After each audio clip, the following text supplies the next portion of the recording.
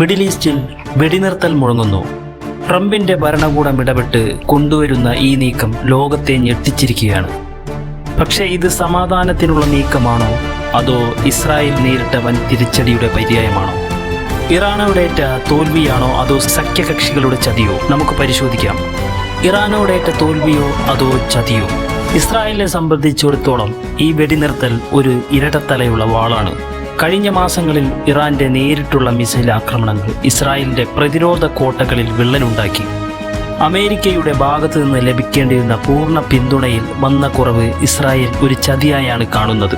Trump അധികാരത്തിലെത്തുമ്പോൾ യുദ്ധം അവസാനിപ്പിക്കാൻ നൽകുന്ന സമ്മർദ്ദം ഇറാൻ തങ്ങളുടെ ആയുധശേഷി തെളിയിച്ചതിന്റെ ഫലമാണോ എന്ന് ലോകം ഉറ്റുനോക്കുന്നു.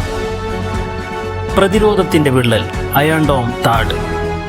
ഇസ്രായേലിന്റെ അഭിമാനമായ അയൺ ഡോമും അമേരിക്ക നൽകിയ താഡ് സിസ്റ്റം ഇന്ന് കടുത്ത പ്രതിസന്ധിയിലാണ്.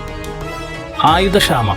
തുടർച്ചയായുള്ള ആക്രമണങ്ങൾ കാരണം ഇന്റർസെപ്റ്റർ മിസൈലുകളുടെ എണ്ണത്തിൽ വലിയ കുറവുണ്ടായി. സാങ്കേതിക പരിമിതി. ഹൈപ്പർസോണിക് മിസൈലുകളെ തടയുന്നതിൽ ഇവയ്ക്ക് നേരിട്ട വെല്ലുവിളി ഗൗരവകരമാണ്.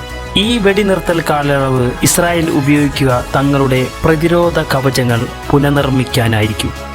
തന്ത്രപരമായ ഒരു റീലോഡിംഗ് സമയമായി ഇതിനെ കാണാം.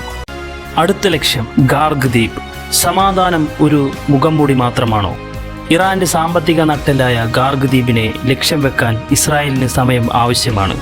നിലവിലെ ക്ഷീണം മാറ്റി സൈനിക സജ്ജീകരണങ്ങൾ പൂർത്തിയാക്കി ഗാർഗ് ദ്വീപിലെ എണ്ണ സംഭരണികൾ തകർക്കാൻ ഒരു വൻ നീക്കത്തിന് മുന്നോടിയായുള്ള ശാന്തതയാണോ ഇത്?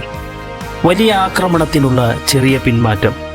ചരിത്രത്തിൽ പലപ്പോഴും വലിയ കുതിപ്പുകൾക്ക് മുമ്പ് സൈന്യം ഒരടി പിന്നോട്ട് വെക്കാറുണ്ട്. ഈ വെടിനിർത്തലും അതുപോലെ ഒന്നാകാം. ഒരു വലിയ അറ്റാക്ക് നടത്താനുള്ള ചെറിയൊരു പിന്മാറ്റം. ഇറാനെ ശരിക്കും മുട്ടുകുത്തിക്കാൻ ഇസ്രായേൽ കണ്ടെത്തുന്ന തന്ത്രപരമായ ഒരു ഇടവേളയാണിത്. ലോകം സമാധാനം ആഘോഷിക്കുമ്പോൾ അണിയറയിൽ മറ്റൊരു കൊടുങ്കാറ്റ് രൂപപ്പെടുകയാണോ? കാത്തിരുന്നു കാണാം.